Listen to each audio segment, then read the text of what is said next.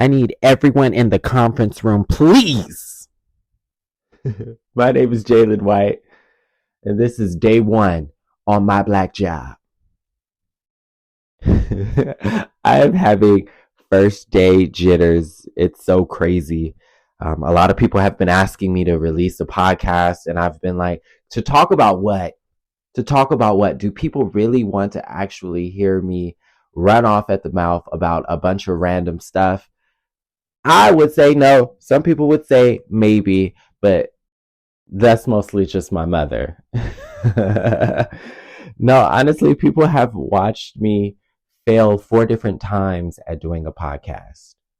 And that is embarrassing, to say the least. It's highly embarrassing. I tried twice by myself, and I tried twice with a co-host, and all of those podcasts only had one or a few episodes. Like, it was nothing that I stayed consistent at for a plethora of reasons. But I really think that after you suck at something for a little while, or you fail at something, or you've been going at something entirely wrong for a long period of time, it's like one day the light turns on and you're like, okay, I can take what I know now to go do something better with.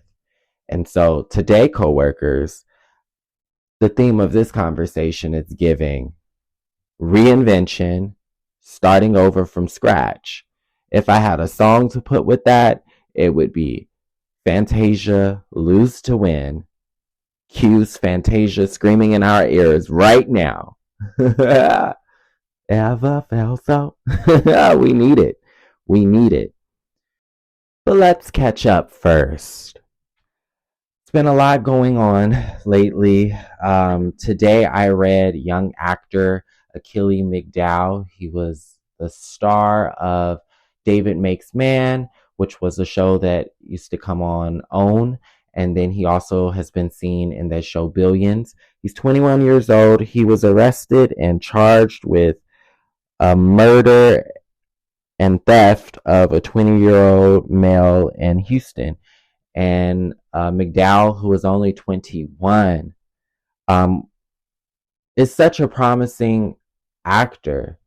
He's so skilled at what he does. What he gave in David Makes Man was so amazing, and that's why I even was like, I need to say something about this, because I'm like, it's so unfortunate when you see somebody that clearly has a future ahead of them go in another direction. And I really hope that somehow he didn't do this and isn't responsible for this.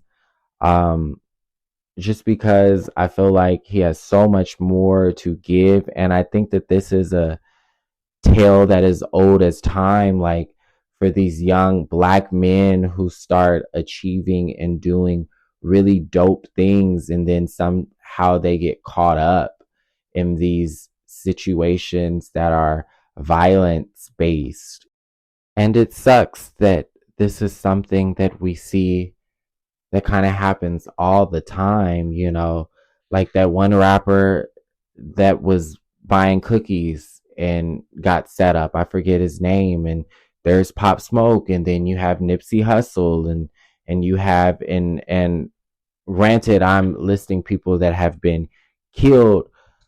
It's also a loss, the fact that killed at the hands of somebody that looked like them. Like that person, that's a lost life as well. You know, when you go to prison, your family in a large sense loses you.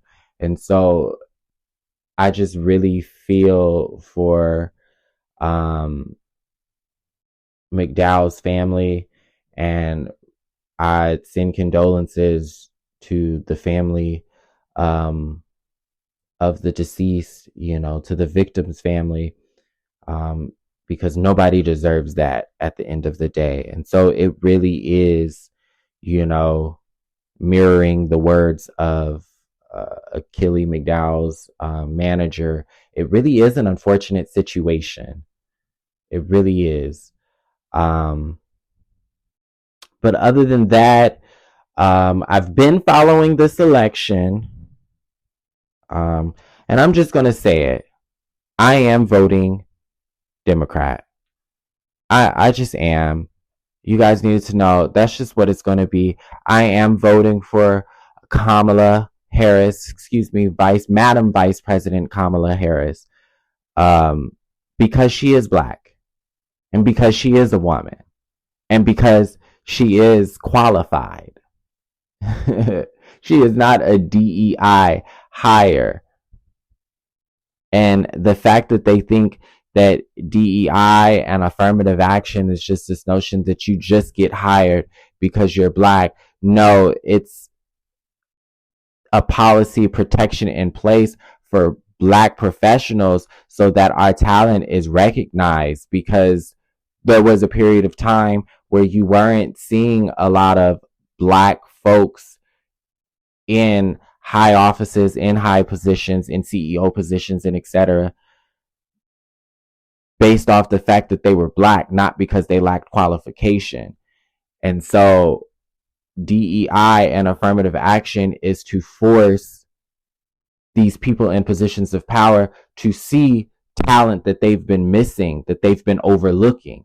And a lot of those people tend to be black and brown.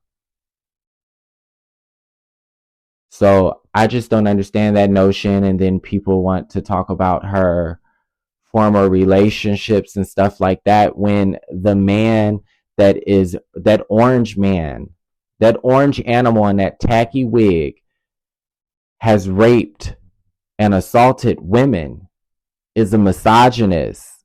The first person to say he was the one that said he grabs women by their pussy with them stubby fingers. He said it. And yet this is a man that they still want. He's also a convicted felon. Sidebar: why don't you need more qualifications to become the president of the United States? First of all, why is nobody concerned by that? All you need to do is be 35 and pretty much have enough money to run. Because there's no way a convicted felon of 39 counts of fraud and then has sexual assault cases up the yin yang. How can that person still run for president and people still see that as being a good person? I don't understand. And that's really not for me to get into that, because that would stress little old me out to understand why some people are just stupid. So I'm grateful that someone at the very least is running that is interested in the people. And I understand the idea that politicians are just complicated figures. Yes, but I do at least want someone in office that can be held accountable and that cares to create policies that are reflective of the type of world, the type of country that I want to live in. And Stubby Fingers is not that.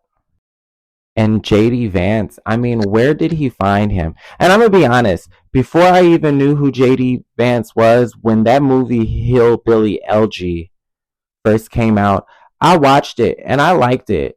I mean, Amy Adams, Glenn Close is that girl and will forever be that girl.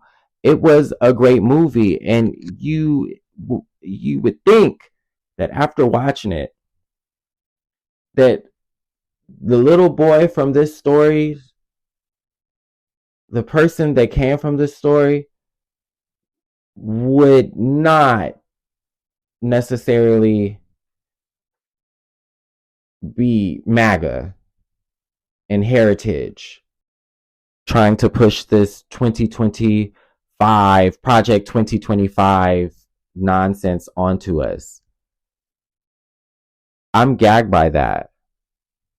But I was happy when Kamala picked Minnesota's governor Tim Walz as her running mate because he is someone that is for the people. He served in the military for, I believe, what did they say, 24 years? He was a high school football coach. He helped the formation of a straight queer alliance as being their advisor. And then he helped the children. He signed a bill for the children to have free lunches and breakfast at school. He's a person that's for the people, as far as I'm concerned. And I like that he talks in layman's terms. He talks like a regular person, and I really feel like people are connected to that. And I really applaud Vice President Harris's campaign team, the fact that they jumped in quickly and they garnered more support than any quickly more than any running candidate ever has. And that is gag worthy, and it is proof that there is hope. I feel like I'm experiencing like a political nostalgia like when Obama was running. Um it's just so it's a different time, and I think people are really wanting to see change, but and then also wanting to feel connected and protected as well, just because there are people that are trying to strip us of all of our rights, and I don't understand why more people aren't concerned. And of course, I just wanted to make a hippy dippy fun podcast, but I think it's necessary to talk about what's going on during this election time and what we're facing if we do not see a Democrat in office at this time, what this is going to look like for us. And I'm going to be talking about that throughout the course of doing this show, even after Kamala Harris is elected the first woman, the first Black woman, the first Indian, the first Jamaican woman president of the United States. And so I want everybody to kind of remain open with me going on this journey, because I'm also really not a political person, but choosing to exist in this world as I do. Being a Black man, being a Black queer man is political in itself. And so I have no choice but to look at these things and to try to do my part. And so I want everybody to make sure that they go and register to vote. Get up and get your ass out there. I'm trying not to use profanity in this podcast, but get your ass out and vote. And think of voting as just being more than just voting for the president of the United States. Think about how it's necessary for you to vote locally.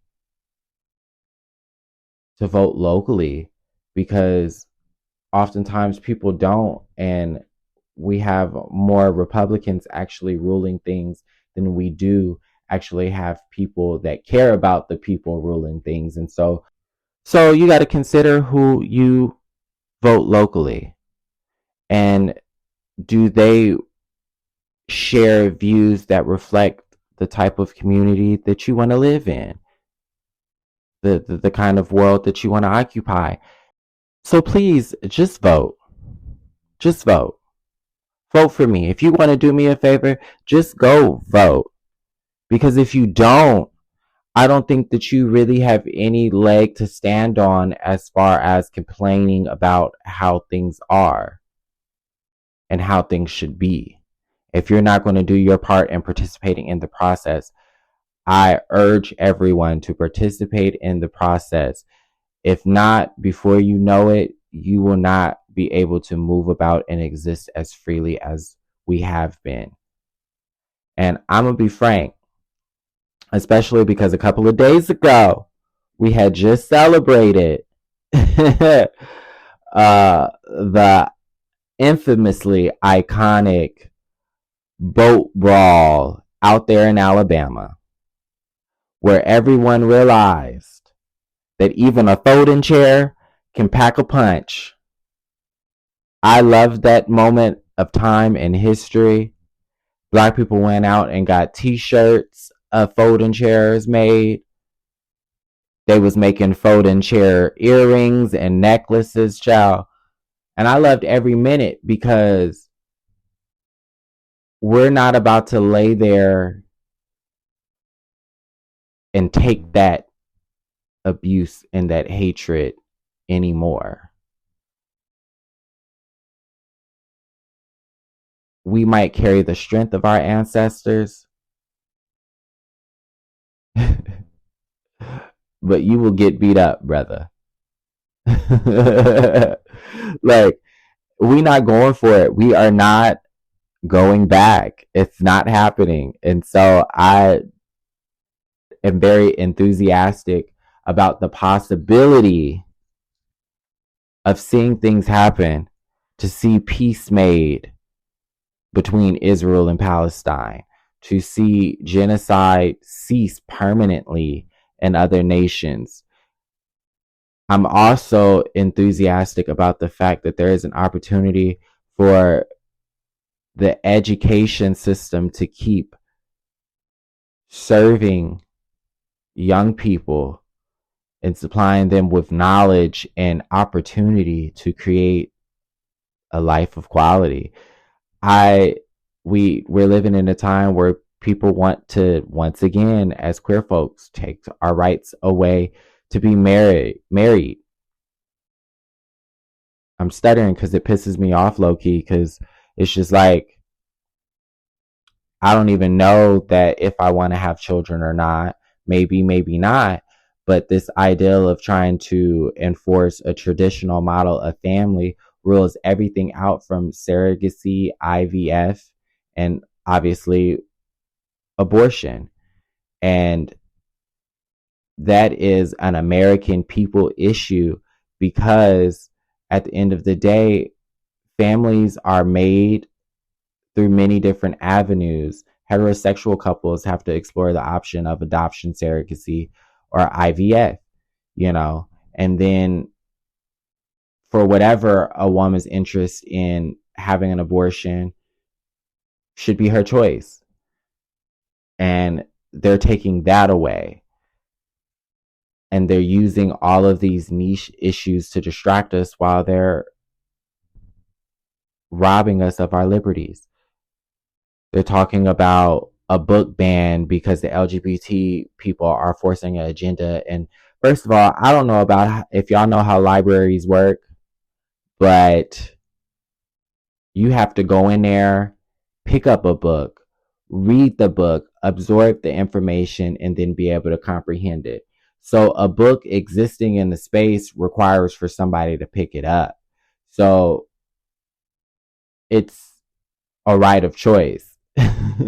And so I just don't understand why people are so caught up in, oh, this is a gay thing, it's a gay thing. Oh no, they're distracting you with it being a gay thing because they know how some black people and colored people feel about gay stuff.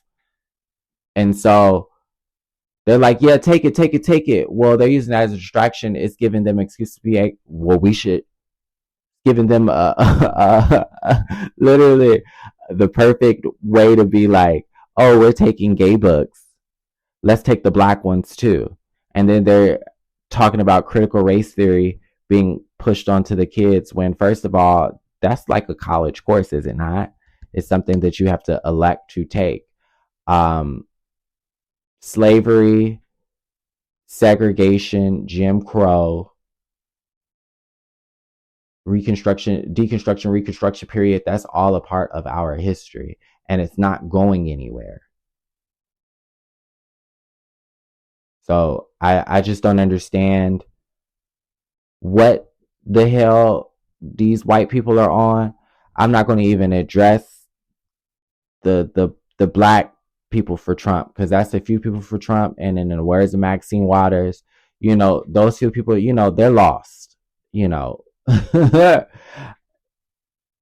If you are a Trump supporter, then I'm gonna let you know this podcast isn't for you, because stubby fingers is never going to be on the right side of history for me.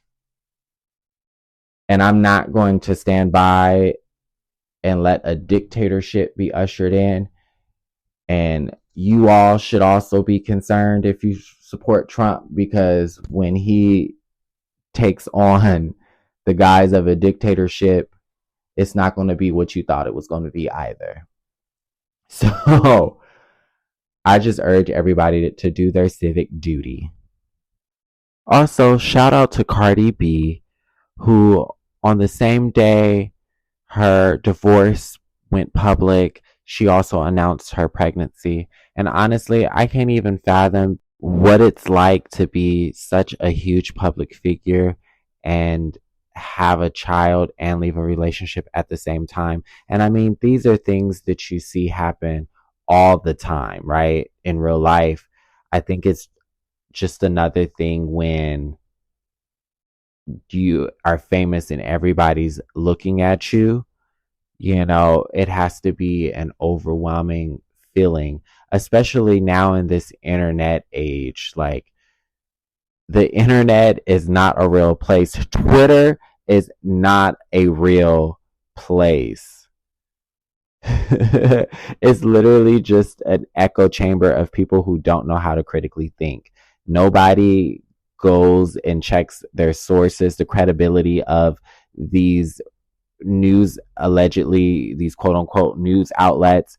They just read these headlines and then they immediately jump online and make their think pieces, and they really be going deep on these celebrities, almost make you think like they were there, they live in the house, like they are their therapists, their psychiatrists, they are their OBGYN, they know everything, they lawyer, they business manager, they know every detail of these people's lives. But I think also another thing about social media, it made everyone think that their voice matters or is important. I know it did for me. But some people just really don't have the range to be online talking about people's lives. And I really admire anybody that can go through something tough and hold their head high and keep pushing. That's courage and a strength that anyone can learn something from or take a note from. And I think change, just in a nutshell, is hard, and enduring change in front of people is rough. And fortunately, I'm not famous, and I am currently undergoing a bit of a transition. I quit my job so I could refocus and take everything that I've learned throughout chasing this comedy thing since 2017, just chasing it with no vision. Now I'm able to show back up and do the work in an incredibly specific way, and to do it in a way that makes me excited. But it's scary because now I'm just betting on myself at this point. And I am determined to show people that I am not just a one trick pony, that I can do a lot of things and do it well. I could even run off at the mouth and just be good at that too. At least I hope so. So if it's not working, if this is a shit show, let me know. But please don't, because this is also the first one. But I am setting myself on a path of being more of a creator and wanting to cultivate a community of people that are interested in the same things as me. And that's not easy because nobody probably really even cares. But I believe that there are people that are interested in trying to embolden who they are and become a better version of themselves. And I want to be around people that are about their growth and evolution. I think if you are trying to remain stagnant and you're not getting any results that you're proud of, then that absolutely means it's time to do something new. And for me personally, it was absolutely time to do something new. And if I needed more of an affirmation of that, last night before I fell asleep, I had watched a movie that I've seen before, a movie that came out several years ago called The Bucket List, starring Jack Nicholson and Morgan Freeman. Cute movie. I'm sure many of you guys know what it's about. It's about two uh, terminally ill cancer patients breaking out, leaving the hospital, and choosing to go on this adventure, doing activities that they want to do before they die. So, the classic bucket list. Everything you want to do before you kick the bucket. And I realized that, wow, today and tomorrow isn't promised. And so all you have really is the right now. And so it affirms my deepest desire to be present and to do and to be and to exist in a way that is important to me and adds to the lives of those around me. And so all I know I can give at this moment is my voice, is my humor, is my compassion and empathy and encouragement to people for them to keep going. That's my Black job, to encourage people to create community.